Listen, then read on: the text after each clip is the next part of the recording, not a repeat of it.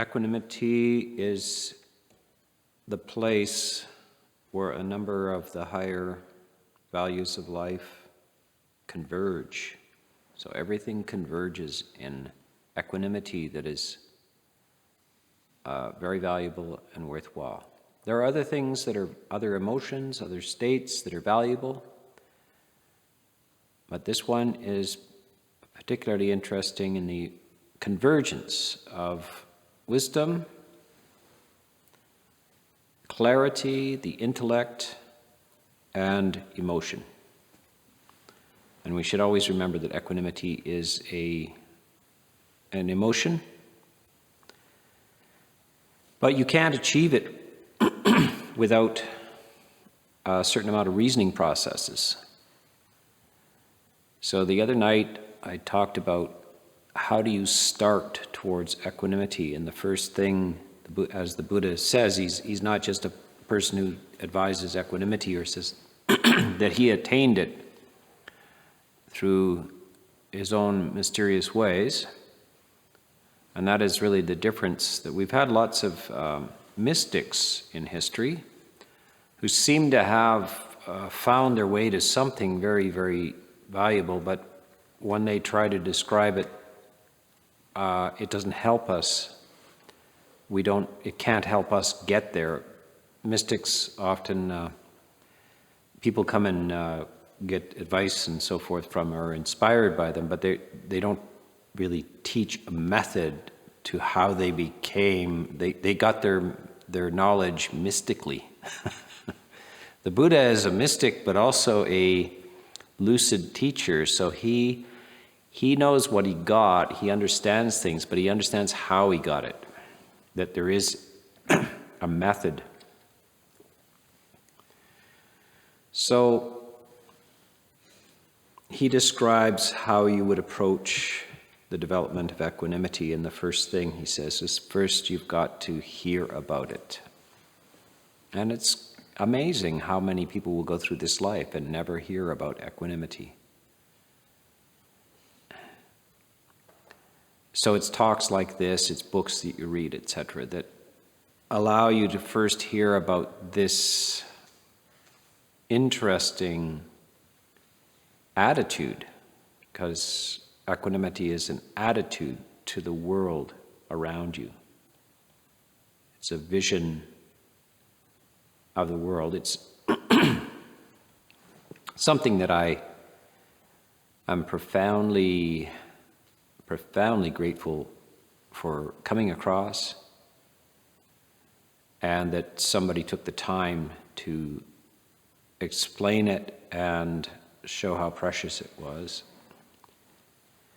I got, of course, some exposure to the idea of this. It's usually in the Western tradition, it goes to the Greek origins as more or less rationality, Aristotle praising the rational person who is not swept away by rhetoric and hysteria.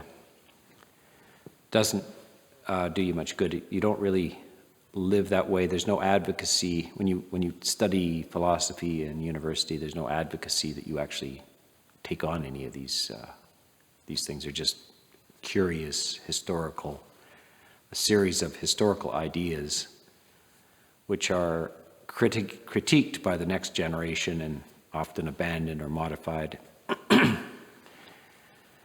So it's only when I looked in the East that I came across this other view of things. And it wasn't just in Buddhism, it was one in also in reading Taoism. I came across just a phrase in one English translation of the Tao Te Ching. It's beautiful, 5,000 Chinese characters, or basically 5,000 words, the total teachings of Lao Tzu, approximate contemporary of the Buddha. And it was very, very beautiful, very straightforward, a bit hard to understand sometimes, but I did come across one phrase which was very profound for me, and that was, give up running the universe. Just that. And I actually laughed out loud when I read that. Because and that was what I was struggling with at the time. Is like, you are emotionally, or part of your emotional structure is contesting with the universe a lot. Is in a involved in a critique of the universe. It's arguing. It's replanning how it should work. And also, from my generation, the boomer generation, there was a lot of political and social justice kind of stuff happening, and you get more or less encouraged to invest heavily in your righteous indignation, which is not, the subtleties of this are not very well explained. It's more or less outright disappointment and hostility to things that you think, or somebody else told you should think, should be changed. And this is your attitude that you take up, and that's a very wearing kind of attitude. You are attempting to run the universe. Now, this idea that you should give up running the universe doesn't mean that you are now going to be apathetic and you don't care. It just means that it's silly to think that you run the universe, that the universe runs by itself, and anytime you get in an argument with it, you lose. Always. It wins every single argument. So Lao Tzu is smart enough to say, quit that. Stop arguing with it. You're wasting your time, your energy, your life, and you're not free. And the Buddha is saying exactly the same thing. So the Buddha just spends more time saying it and giving you exercises how to negotiate this. This is the problem with Taoism and Lao Tzu, is that it's so brief and cryptic that it doesn't give you the techniques. It just states a few of the cases in a few sentences. So unless you're an intuitive genius, you can't make much out of it.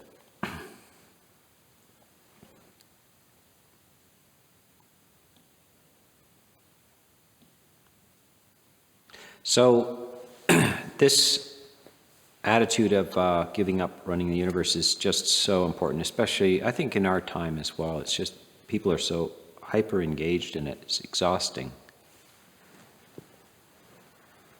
And without being negligent or apolitical or any of these things, you can disengage from wasted energy.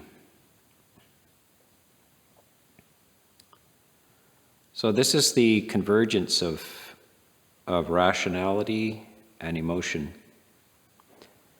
So the first thing the Buddha says, give ear to listening to somebody talking about it. But then the next stage is, and then turn it over in your mind. Before you can really act on this in any authentic way, you have to think about it a lot. You have to be convinced by your own reasoning process and the emotions that accompany it, that you're clear and certain of this, that this is the right attitude, that this is the right thing to do. Lots of people will be very, very hard to persuade them of that. And the Buddha, by the way, never tries to persuade anybody of anything. He's smart enough not to waste his psychic energy persuading people. Remember that when he started teaching, he was very reluctant. He didn't want to teach at first. He thought it might be a waste of time. And then he decided that there probably would be some people who would benefit. But he never needed to argue anybody into a position. He didn't have anything at stake. He didn't need people to understand. He wasn't getting points for that. And he realized the limits of argument, of persuasion, of logic, of rhetoric. It has limits. It can only do so much. And if the person is not coming towards you, then it's fine. The Buddha just said, I don't, he says, I come for the benefit of the many. Never says, I come for the benefit of all. He is not here to save everybody or anything like that. Just some will benefit. And because they benefit, there will be secondary benefits from people who encounter those people, etc. But he hasn't got any stake in actually swaying anybody. He doesn't need to win an argument.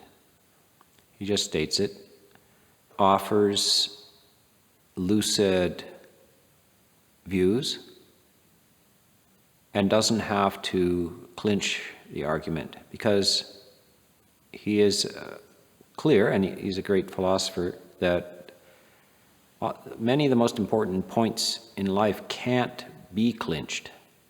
They have some arguments in favor and against, but there is no final compulsive argument that resolves these things.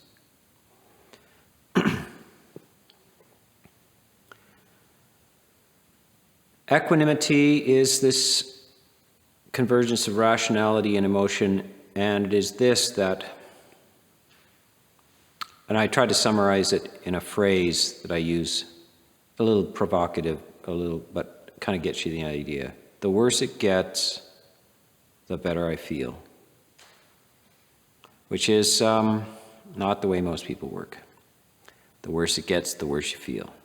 The better it gets, the better you feel. That's not equanimity. Equanimity is independent of whether it's worse or better.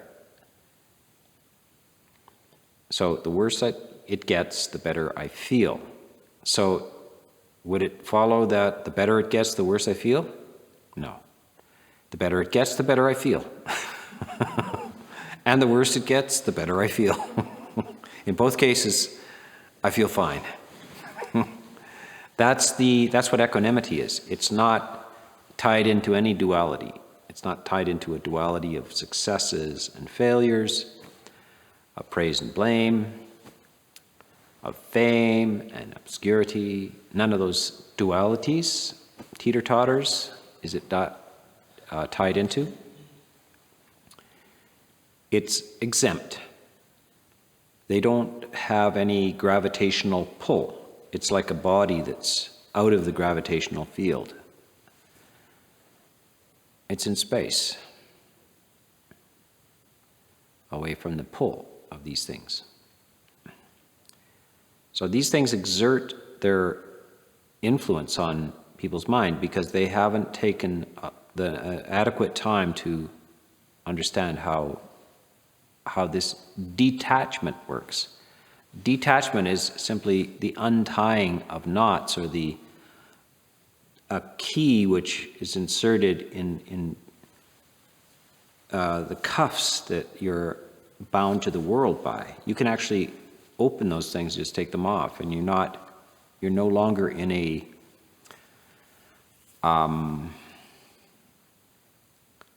hostage type situation to the world. Hostage to fortune. Is that Shakespeare? I forget. A hostage to fortune. That's interesting. That fortune itself, just the random events of the world, take you hostage. But if you manage to undo these, you can't be taken hostage anymore. It's quite something. You will, as you practice this, you will, of course, feel, when you manage to get it clear, you will feel very empowered, very, very independent, very light, free. You will realize, you will be very, very thankful as well that people worked this out, thought this through. It's absolutely ingenious. And it's not the kind of thing that would occur to an ordinary person. what occurs to an ordinary person is they get sick of being entangled in the world, and they look for a way out, but they usually don't have the skill to find a wholesome way out, so they usually take up, I don't care anymore. They just, I refuse to feel. I can't feel anymore. I'm calloused. I don't have any sensitivity to it. Or I hate it. I despise it all. I've had enough of you. Die. That's you can see the person's wants to solve this problem. The problem is that the world keeps assaulting them emotionally by making tragedies like the Second World War or what other little things like that. Beheading your family. It's an assault, terrible assault. How do you get out of that? How do you survive? Do you want to even survive? So lots of people don't.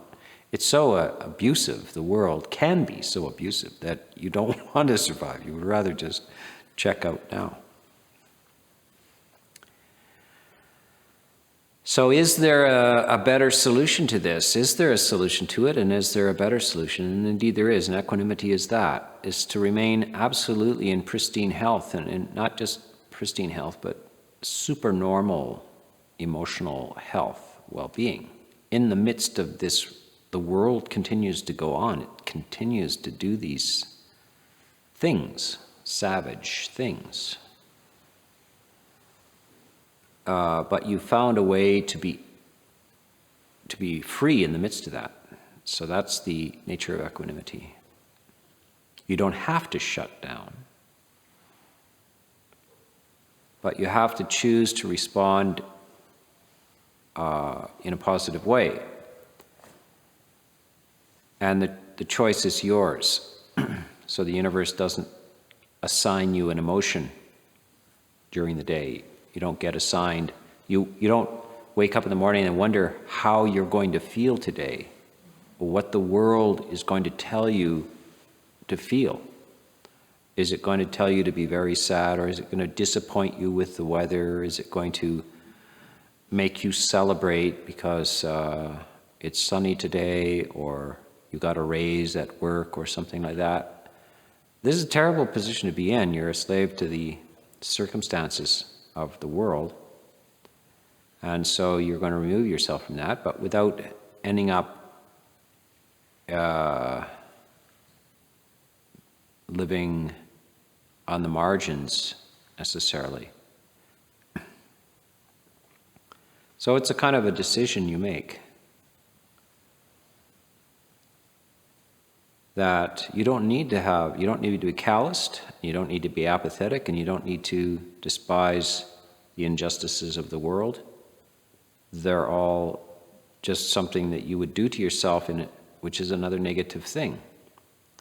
At the same time, you don't have to be always asking the world how you should feel. So you take possession of your feeling. You realize that all along, throughout your entire life, you have been the source of how you feel. It's not the world. It never has been the world. The world has no effect whatsoever on you. You're the one that creates your emotional structures. You're the one who feels. You do it. You just thought that the world did it to you, but when you come to a meditation retreat, you find out a lot of interesting things. One is you're sitting in a big, empty, very nice room, and you're going through dramas. There are no dramas in this room. It's a big, empty room. Now, when you're driving in traffic to work and everything, you go through these dramas, but you think, of course I'm going through a drama. It's right in front of me. The guy won't, it was a green light, the guy didn't start, and then we missed the light, and now I'm late for work. And the world did that to me. That's why I feel this way. But when you sit in an empty room and it still happens to you, you still go through these dramas, you still invent these scenarios, and if it's not an actual memory, you will invent one. You will create a scenario, imagining. Then you realize, okay, it's undeniable at that point that you are actually crazy.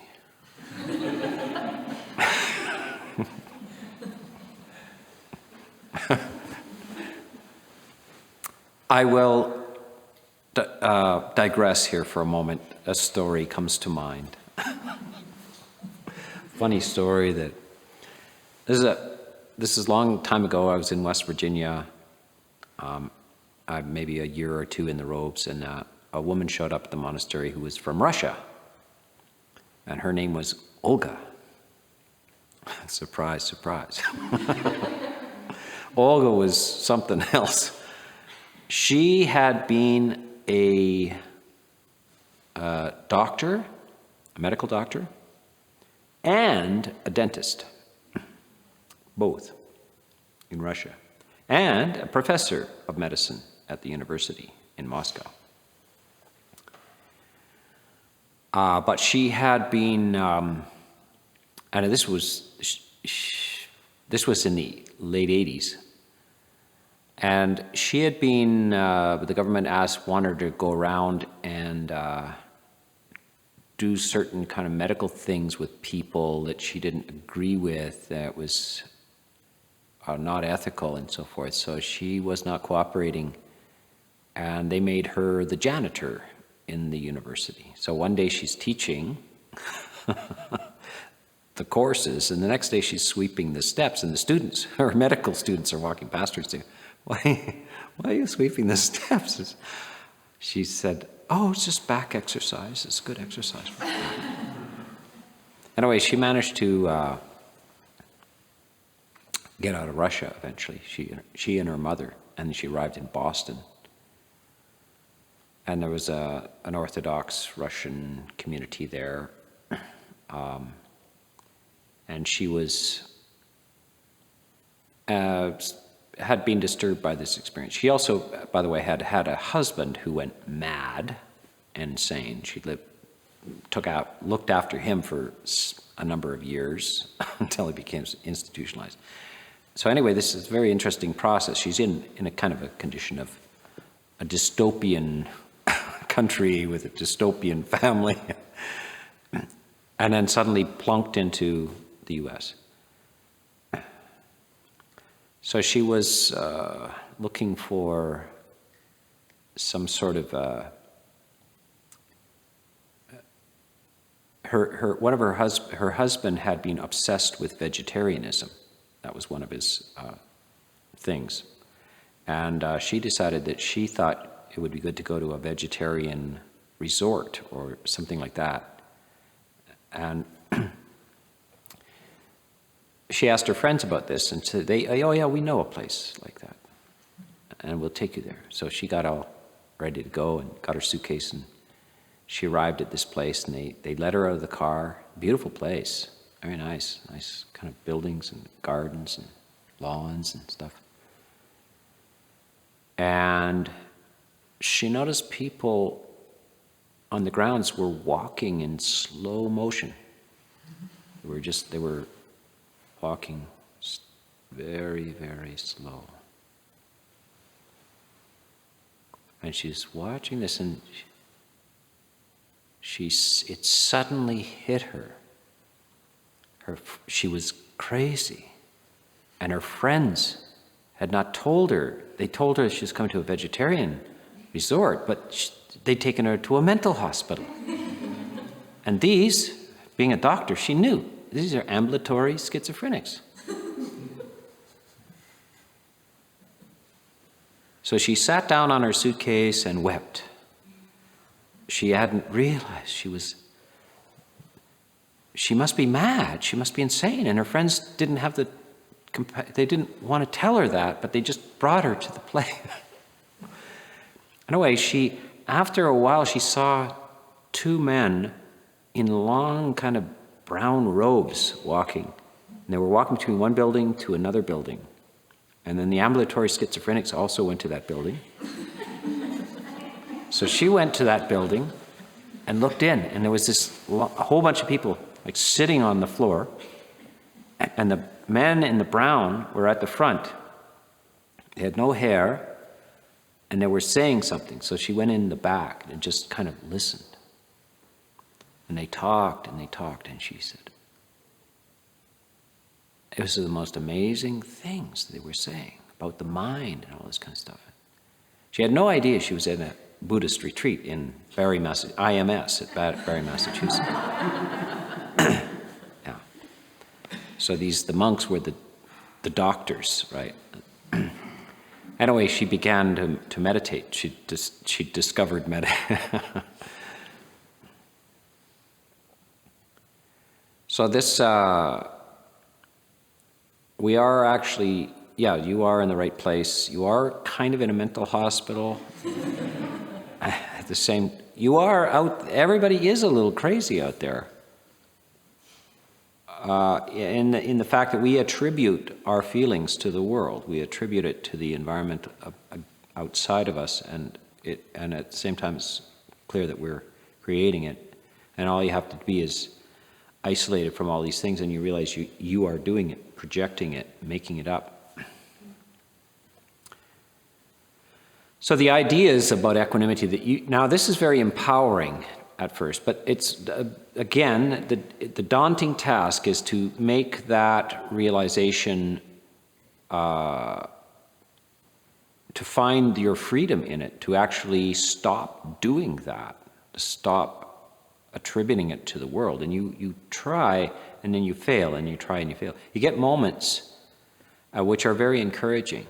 But so this is what the Buddha is setting up a school of encouragement as well, peer groups that encourage you that this is not just something you do that you might manage to do on a weekend or something and not have trouble with it the rest of your life, but kind of a lifetime practice that you will work towards, this combination of lucidity and the emotional release that comes from this, that you're finding independence, or what we call detachment. Detachment is another word for freedom and independence. Emotional freedom and independence from what you thought was running your life. The world around you is not running your life.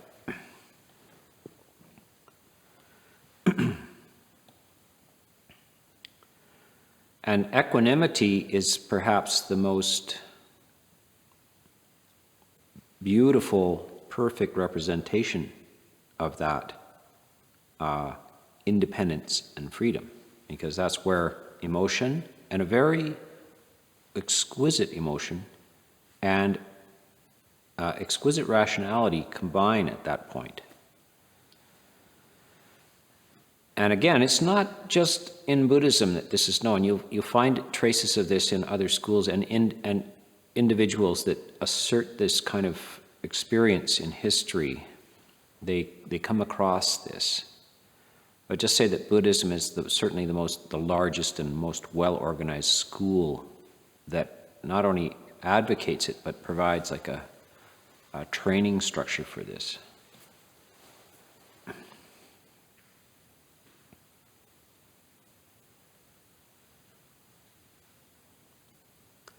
So equanimity is aloof from these polarities that the world offers you, but you have to practice it. You have to realize, just so you go through reasoning processes like this, you hear about a tragedy. So you hear about the World Trade Center or some sort of massacre in Africa, or this. You hear about the camps in the Second World War, the concentration camps, and all this. You hear about that, and it just is overwhelming. And you think this is a tragedy has occurred, but just rationally you have to think. Right now, there's about 7.5 billion people alive, and everybody has to die within 100 years. Most people don't live more than 100 years, so 1% of that population has to die every year. That's 70 million people have to die every year. And the car accidents and little wars and stuff, they really don't have they hardly affect the statistics of that. 70 million have to die. And they don't die easy. Not everybody dies easy just because it's not a war. Maybe in a war, like to be shot, which would you rather have, actually? To be shot or have cancer for 5 years, slowly, being eaten alive? Which one do you want? Maybe a war is better. One way or the other, this stuff has to go on, and it does go on. And that's just the people who die. But if 70 million people have to die every year, how many of them are sick, injured, in catastrophes? You have to flesh that out. It has to be 5 times that. It's got to be 350 million people every year that are either dying or dead or in some sort of significant pain and problems. And that doesn't even, we're not even talking about the animals yet.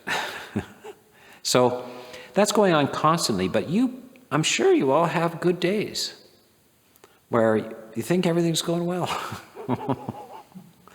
Yeah, could be a whole week could go by and there's no tragedy happening, no World Trade Center thing or somebody mowing down a bunch of people on a sidewalk with a car or walking into his school and shooting up a bunch of kids.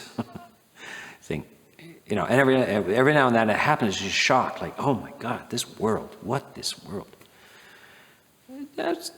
The world is if 70 million people have to die and 5 times that many have to have major trauma and stress, just statistically. And yet, you have good weeks where you're really not disturbed at all. You're quite happy. The things seem to be going well in the world. And every now and then you get kind of caught with this. So just think that obviously it's all an illusion. That you're quite healthy while every year the inevitable happens, and more people than all that died in both the Second and First World War combined have to die every year. And it doesn't bother you, actually. You're fine. It's not that you are callous to it. It's not that you're furious with it or anything like that. You feel all right. And you should. Why wouldn't you? What sense would it make to actually continuously be in distress over those facts? How would that help? In what way? The only way what it would do is make things worse. For you to react in a negative way, to be distressed about that, means that you would now have 70 million plus 1 suffering person. You would just add to it makes sense not to add to the suffering. There's enough suffering. Why would you add yours to the suffering? You should do the opposite. That's why I say the worse it gets, the better I feel. You need to go away from the suffering, not towards it. You need to remove the suffering from yourself and not add to the net suffering of the world. And you should not add your happiness just when things are going well. Because, of course, the next day it won't go well. And if you have a reason to celebrate because things have gone well, then you will lose that when it doesn't go well, because you've attached it for a reason to the world. So this is a form of equanimity, is a form of unreasonable happiness based on rationality. So you're completely reasonable. To be completely reasonable is to be completely unreasonable. Unreasonably happy because the truly lucid, truly rational person understands that you should not need to be reasonably happy. You don't need a reason for it. The reason is clear. That's the only thing that is good to do. The rest is unnecessary and irrational suffering. So I suppose you could say you can be unreasonably happy or unreasonably sad. Take your choice. They're both unreasonable.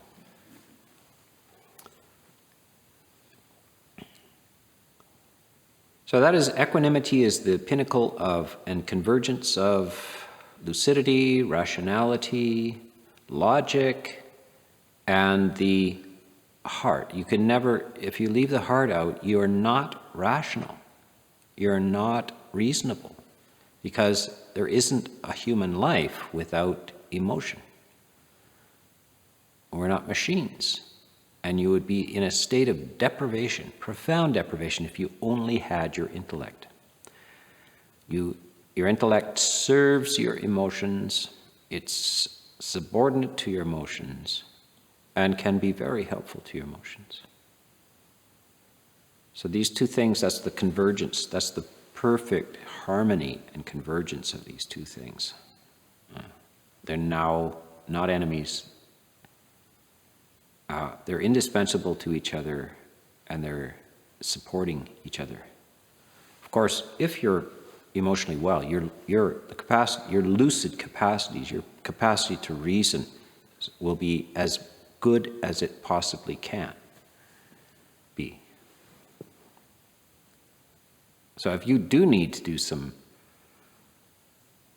work with the mind, logical work, rational work, planning work and everything, one of the best things you can do is stop thinking for a while and lighten the heart up first, and then you will do much better work with the mind. The mind is terribly dependent on the lightness of the heart. So I will leave that tonight.